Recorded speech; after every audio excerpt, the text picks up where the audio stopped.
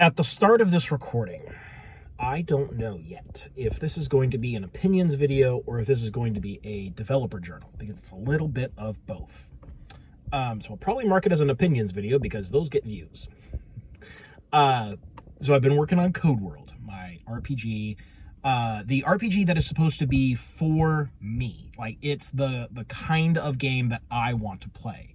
I've done some tinkering with making games for other demographics that I have seen a need for, or developing things for a specific type of play that I enjoy but isn't ideal for me. Code World is supposed to be like a perfect game for me. If I meet my goals, it will be my favorite game when it is done.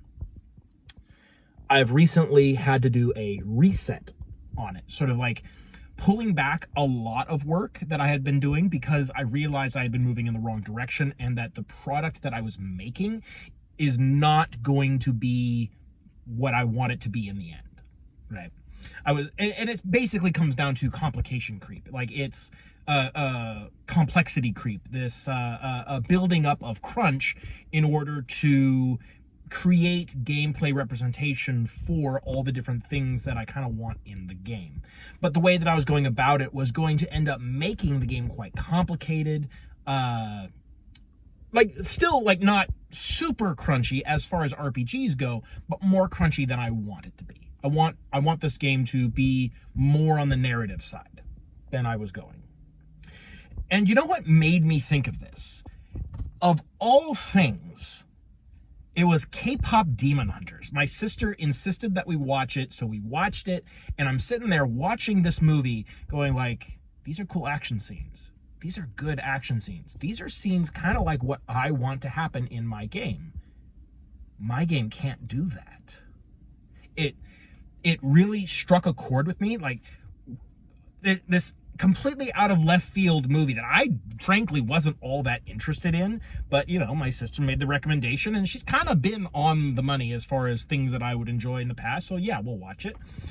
And danged if it isn't just like a perfect example of how to do these sort of over-the-top, really cool action hero fight scenes.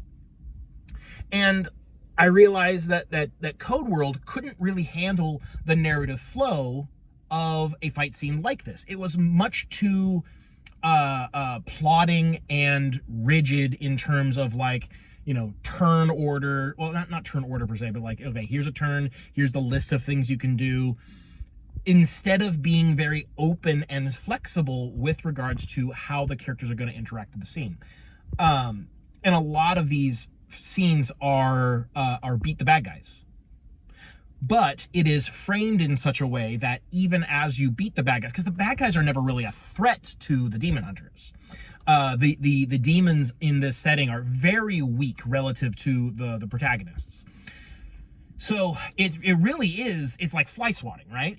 You're just patting down all these enemies that are trying to disrupt you. Maybe they even are attacking you, but they're not a real legitimate threat. At no point do you ever feel like the demon hunters are in danger because the demons are attacking, even in mass numbers, right? Because they're not just the protagonists, they are these high powered superheroes, basically. They have magical powers to a degree. They can summon up weapons. They can do superhuman stunts of athletics. In one of the very first scenes of the movie, they're fighting demons on a plane, and at the end of that, the demons cut the plane in half, and it starts falling. And so what do? They jump out. They jump out because where they want to be is on the ground below them, so they're just gonna jump, right? And that's the kind of thing that I want Code World to evoke. But as it was, it couldn't, because the rules for moving from one zone to another, too rigid. It's too set in stone. There wasn't room for freedom in that regard. And so what I've started to do is really back up and double down on trying to make rules that evoke storytelling tropes rather than because what I realized was I was making a board game is what I was doing. and I've done this before. I've done this so many times before when I'm making stuff. I realized that like, oh, I want to have interesting gameplay gizmos, little specific discrete toys that the player can play with. Ooh, here's a bar you can fill up. Here is a series of choices that go out in a grid, and you have to choose where to go. And maybe interesting gameplay. Could be very interesting gameplay. I think it was. I think there's a lot of people who would really enjoy the game that I was making, but it's not for me. What I want to do with Code World, and what I kind of think that there isn't really a lot of in terms of like action RPGs, is I want the gameplay to reflect the sort of fast-paced storytelling of these cinematic action fight sequences. Because a lot of games say they're cinematic. Draw Steel, great example, recently came out, recently got my books, very excited. It's tactical cinematic fantasy action, or whatever the series of descriptors that it has on there are. Cinematic's one of them, and it is cinematic in a sense, in that like when you activate an ability, it's going to be big, it's going to be flashy, it's going to be powerful in terms of its storytelling potential, and that's great. I like that. But that's not what I mean by cinematic. I mean that the experience of playing this game should be, what's the word I'm looking for? It should, I hate to keep using the phrase evocative, but it's like that is kind of what it boils down to. Like I want the experience of playing the game to evoke the same emotions as watching these kinds of cinematic sequences. These like really well done, and that's the thing about like K-pop Demon Hunters, is like it's not a particularly interesting story. Nothing about it is super original, but it is done so well that none of that matters. Like the execution is 100% on point for this story, and that's why it feels so good. And that's what I want from Code World. I want the execution of these action scenes to feel like they are these hectic, full, highly dynamic scenarios and situations that the players are then able to just decide how they want to deal with it. And that's what I'm coming down to, is that like my core mechanic, where you are going to do an action, and for basically any action you take, you're going to be rolling your you're going to be making an action roll, right? And it uses one attribute and one action rating, or I think I call them affinities, and then like you have an effect from there. But what I had been doing was creating a discrete list of actions that you could do, and then writing out rules for how those actions work. That's a very Powered by the Apocalypse style of approach, where like here's your list of moves, pick a move, follow the rules for that move. That's not what I want to do for Code World. Instead, what I'm doing is something a lot more like what Blades in the Dark does, where the GM is going to present a scenario. Here are the dangers, here's the environment, here's your objectives, and here's why you are, like, here's the points of tension that you have to contend with. And then it is up to the player to decide what a viable solution to that is. The GM doesn't have a solution in mind. The GM doesn't get to say, no, that won't work. The player decides what sort of approach they think is ideal, or that they, or interesting, not even necessarily ideal, what sort of approach they think is viable for the situation.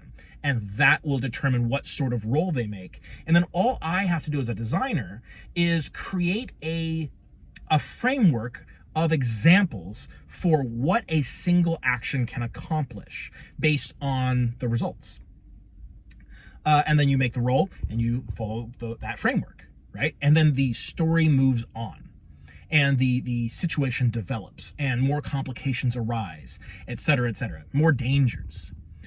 That's the kind of framework that I want for Code World. It's very similar to Blades in the Dark, but I'm doing a few things quite differently. Like position and effect don't really exist in the same sense, because part of what I don't necessarily want to port in, though it may end up getting ported in from Blades in the Dark, is the whole thing about like the discussion, like capital T, capital D, the discussion. where when a player decides what they want to do, there is a gap of talk between making that decision and actually rolling the dice and resolving it narratively, where the players, plural, and the GM have a back and forth about position and effect, narrative consequences, and things like that. I don't necessarily want that every time, because that feels like it slows down the story. It's great for Blades in the Dark, because Blades in the Dark is not supposed to be this fast-paced action RPG. It's a heist. It is a sort of like, not political intrigue, but it is a sort of like dark intrigue where there's drama around every corner. For Code World, I'm less interested in the drama and more interested in doing cool action stunts, right? And I don't necessarily think that the discussion needs to happen on every roll, though it can, if that's what you're into. So what I'm trying to do is boil down these mechanics to feel like you are participating in a cinematic action sequence and not making strategic choices. I said from the very beginning that I don't want Code World to be highly tactical. I want it to be highly narrative, if that makes sense. And I think it does. I just thought it was fun. It's a funny story, and I thought I would share that. Of all things, like, I have been righted back on my course by something like K-pop Demon Hunters, which is a good movie. You should watch it. It's weirdly good. Like, not to transition totally into like a movie review, but it's pretty good. Like B+ to A-, that kind of territory, which is weird for the premise. Like, the premise feels like it's really out there, you know, very like independent studio kind of thing where like, oh yeah, this is enjoyable for like, you know, an indie movie. But no, it's not an indie movie. They actually did a really good job with it. Like I said, not particularly innovative, but everything, all the execution in this movie is just on point. So yeah, if you have Netflix, go ahead and give it a watch. I recommend it. Maybe it will inspire you the way it's inspired me.